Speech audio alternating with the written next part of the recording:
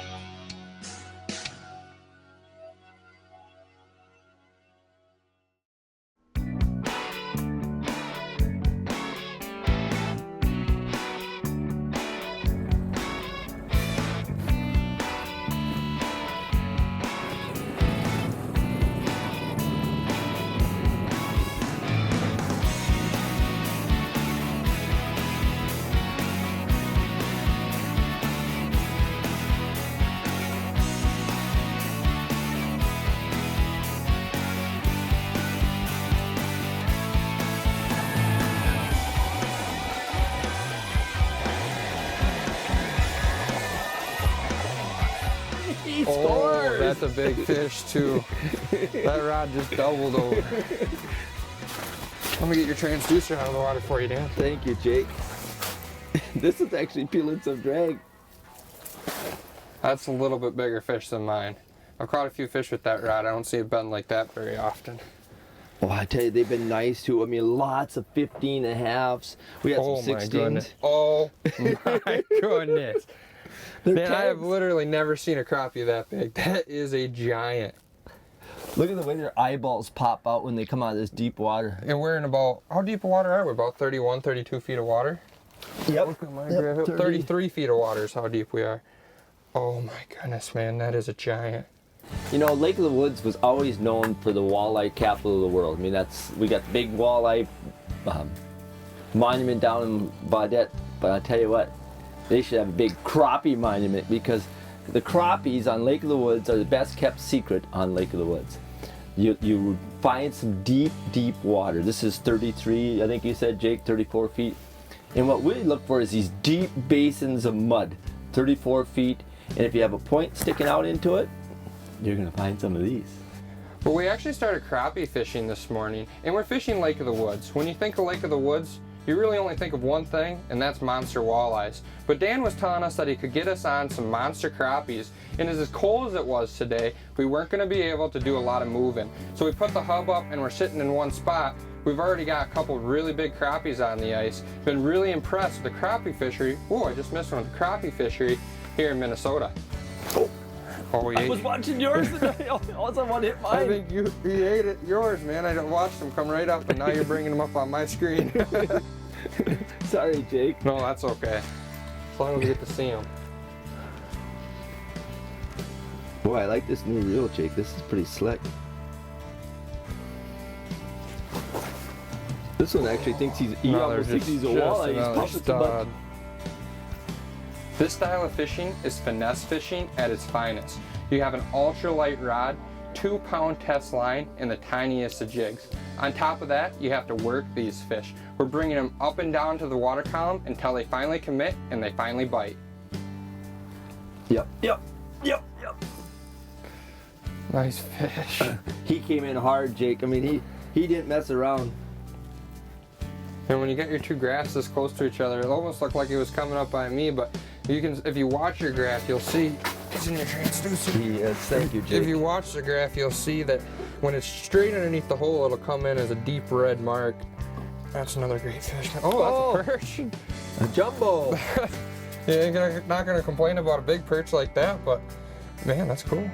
You know, we've been getting a lot of nice perch this winter, Jake. 10, 12-inch perch. Really? You know, I mean, this is just getting into the eater class here, but it's a nice bonus to fill the pail with a few perch to go home as well. Well, I know a lot of people, and I've never seen anyone want to put a perch like that back, and that's just another cool bonus catch for today. Our Lake of the Woods crappie episode had a lot of firsts in it. This was the very first time that Jake had ever had an opportunity to travel to Minnesota and fish Lake of the Woods, so that was an important thing for him. But there were a lot of other firsts as well. One of the other things that was unique about this episode was the weather. It was horrendously bad.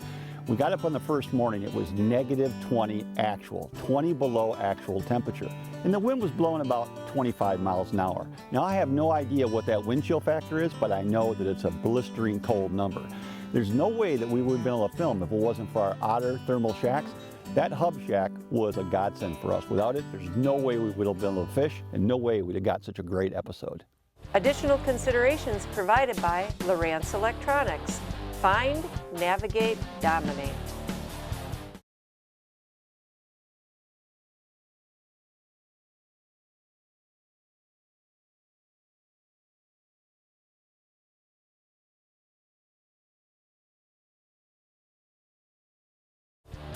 Additional considerations provided by Fishhawk Electronics. Trolling without a fishhawk is called boating.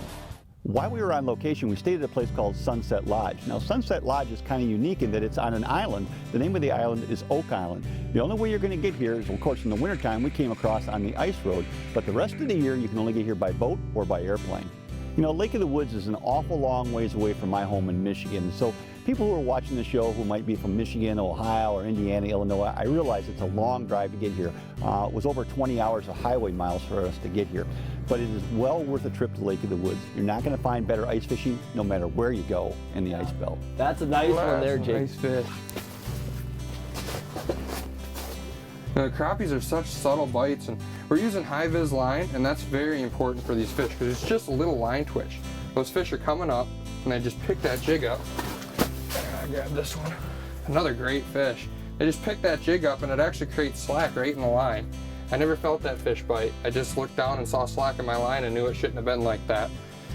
And man, what another great fish. A piece of equipment that's pretty much become a mainstay with pan fishermen across the board the last few years is a straight line reel that I have in my hand. What a straight line reel does is it wraps the line the same way it comes back off. A spinning reel, every time you open the bail or close the bail, it puts a little bit of twist in that line. That's a very negative look to those fish when your jig is down there spinning. With a straight line reel, you get very little twist, so when your jig is all the way down there at the bottom, it's staying still. And that's what seems to put these big crappies on the ice. You know, I can't stress enough the fact that when you get your limit crappies, reel up, go look for some walleyes and move on, because these fish just don't go back when it's this deep. There, Jake's got another one. So much fun. I just can't get over just the amount of fish we've caught today. Dan, I know you talked about making sure that once you get your limit, you gotta be done. We got 2 on. It doesn't get any better than this. Man, oh man, oh man. Crappie heaven. If there was a heaven for crappie, this place would be it. And my fish is stuck on the ice. Maybe I'm into you here. You know what? Our 2 fish got stuck together. Oh, look at this. This is a good day when you go 1, 2. I think I caught your fish too, but that's still fun. So which one's mine, which one's yours? This one's bigger, so this one's mine.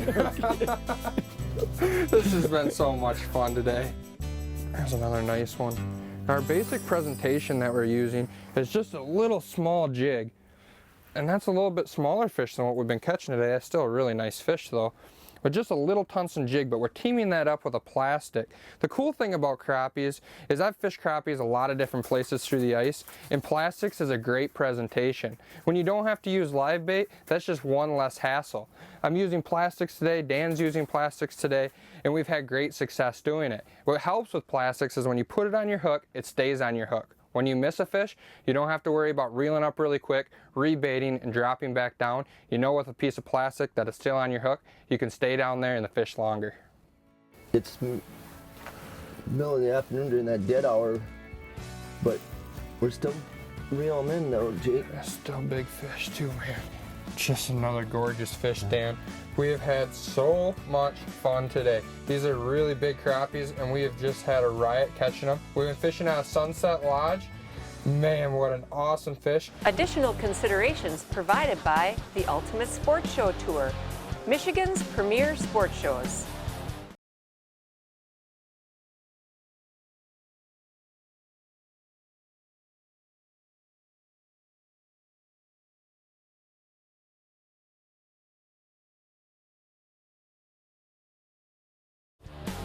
Additional considerations provided by Motor Guide, engineered for anglers.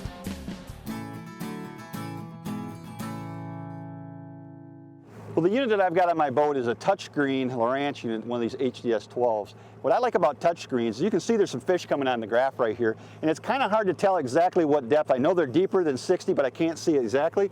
Just by touching the screen, that fish is 68.8 feet down. Well, that's going to help me because now that I know that fish is exactly 68 feet down, I can go back to my rigger and I can adjust my rigger accordingly, and I can fish exactly the water depth that I want to do.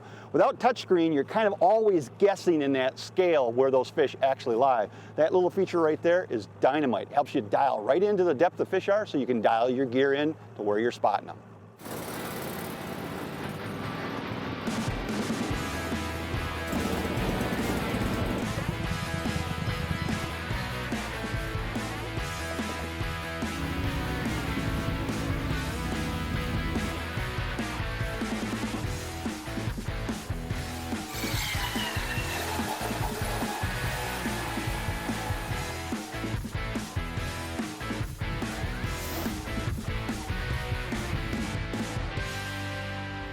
I don't think he's going to be the biggest whitefish.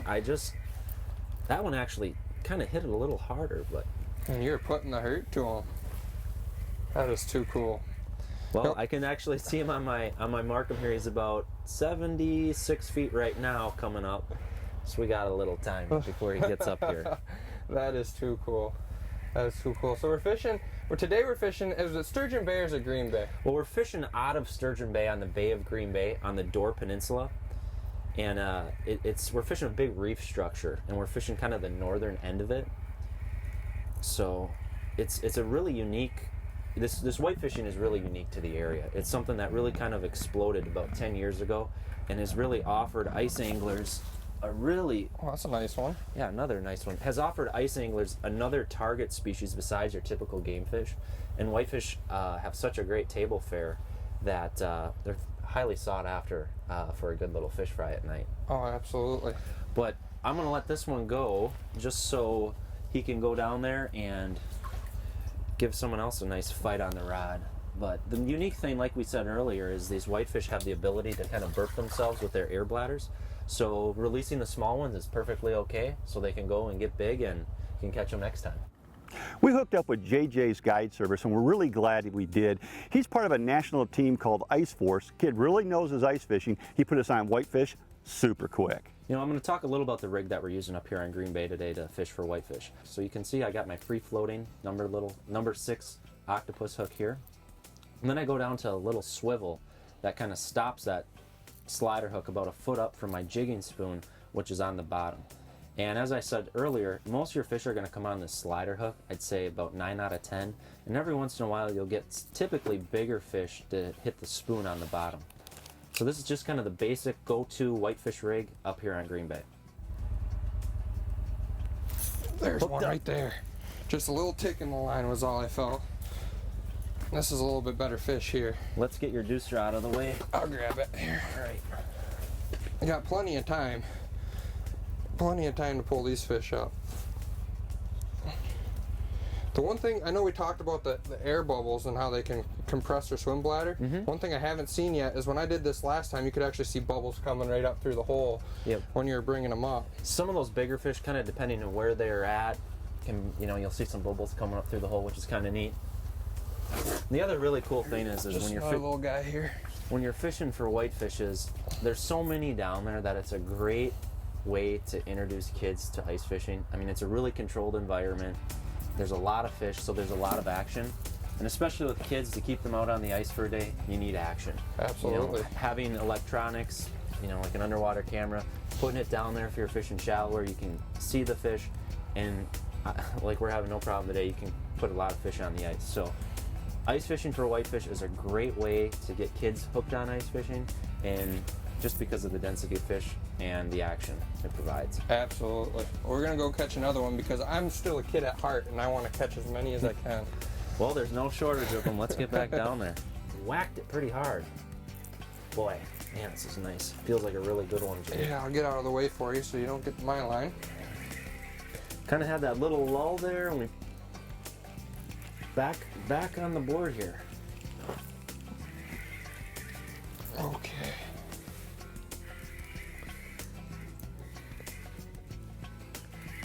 Get them up here. Oh, that drag's kind of kicking a little. Such a blast out of 80 feet of water. Kind of fight like smallmouth a little. This feels like a good one. It's so cool, you can see them coming down there. Bubbles are releasing down there. Pretty neat. Oh yeah, this is a good one. Nice fish. Yeah, look at that. Nice.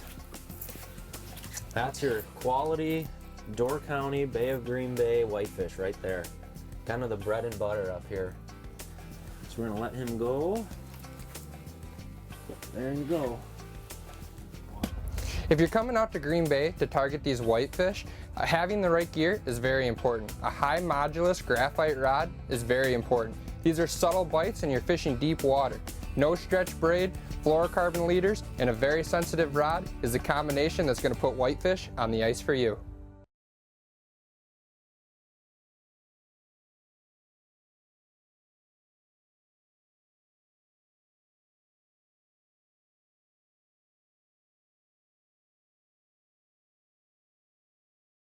Additional considerations provided by ProCure, ruthlessly effective bait suds.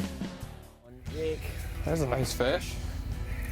just came up and really whopped it. Yeah, let me get the transducer out of the water for you. Boy, I'll tell you what, catching these whitefish out of 80 feet of water is a ride. That sure is a long ways down there. I know you talked about using braided line. We're using fluorocarbon. The water's extremely clear. And these whitefish are just a different animal. It's something that I've really never done before, and it's really cool to see this happen. Anytime you can catch any kind of fish through the ice in deep water, you get to fight them for this long. I mean, look how long this fight is. It's really cool. Really see that rod pound. I always tell people just nice, easy reeling, you know, especially this deep with braided line. There's no stretch. Just take it nice and slow There and we go. bring We it got through them the out of the hole. water for you. That's a great fish to start off the morning. Very Yeah, nice. They're little torpedoes is what they are. Chunky, and I tell you what, there's no better table fare fish than the nice Great Lakes whitefish. You know, these whitefish are great eating fish, but we're on the road, so we're gonna let this one go. The cool thing about the whitefish is they can actually, here, I'll let this guy go. They can let air out of their swim bladder, so catching these fish in the deep water, it's okay to release them. You just rocket it back. That is awesome. There you go, There's Jake. one. Hooked up. That was just like you said, he was just there. Just wait. I'm gonna quick speed reel and get out of your way so I don't get tangled. I don't think this is the biggest one in the world. But I can't stress enough how much fun it is to fight these fish in this deep water. The fight lasts way longer than you would do any other style ice fishing. You can see on your markham here, you can see them coming up from over 80 feet of water. That's pretty cool. That's so much fun. I hope there he is in the hole, just a little guy. Yeah, just a You're little one. saving the small ones for me. Right. Just a little one.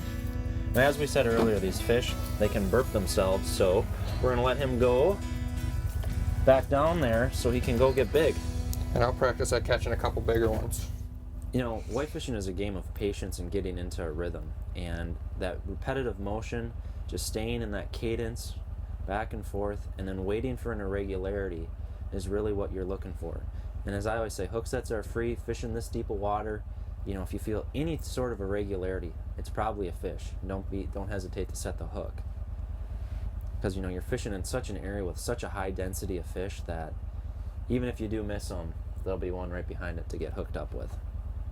One of the cool things about ice fishing for whitefish is the limits are very generous and there's an abundance of fish out there. You're going to get your limit almost every single trip out on the ice. It's a great way to spend a winter afternoon. Believe me, there's not too many other kinds of ice fishing where you can almost guarantee a limit. So JJ, explain to me a little bit, how does the current work here?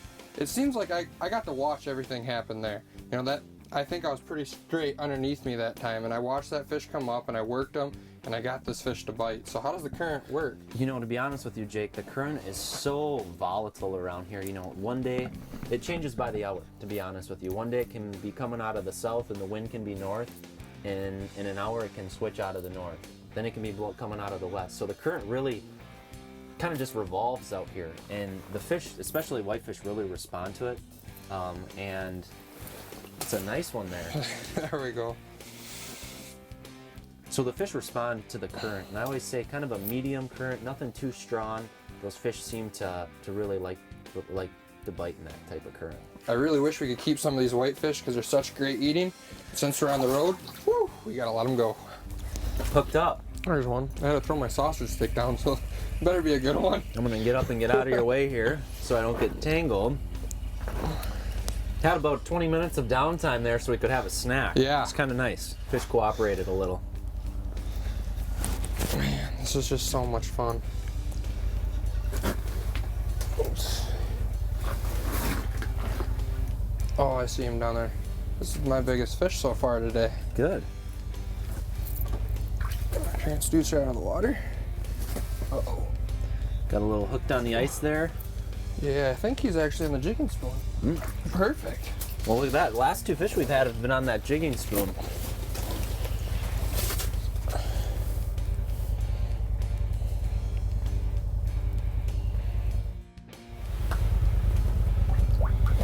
There he is. Boy, I can see him load right. Can see that rod just load right up. Was it? What do you think? Do you think that was the same fish, or do you think that was a different one down I think there? he got a little mad because he didn't get what you had on the end of your bait. He was there for a second when I first set the hook on him. That's so cool though to watch on your markham there, to see the fish actually come up off the bottom. Yeah. As you're reeling him up. Where is he? He's about 30 feet now. So This is just too cool. This is a lot better fish too. A lot better fish. need some help landing him, or you got him? I think I got him, man. I don't really know where he's at. I think he's... Oh my goodness. He's... Super toad. This is a nice fish. There we go. Yeah. There we go. Now that is a Green Bay whitefish. Let's get him up here. They're so slippery. Slimy. Well, we've had a great time today catching these whitefish here on Green Bay. You've been watching Fishing 411. We'll see you here, same time, same place, next week. Closed captioning is provided by Fishhawk Electronics. Fishing 411 is brought to you by Offshore Tackle, your leaders in trolling technology. Yakima Bait, home of the rooster tail. Maxima Fishing Lines, the best line every time. Evinrude Outboards, introducing the E-Tech G2. Starcraft Marine, America's oldest aluminum fishing boat line. Jay's Sporting Goods, trust in the tradition. Cisco Fishing Systems, fish the finest. Smooth moves, smooth your ride. Precision Trolling Data, the Troller's Bible now available in an app. Got chips, cookies,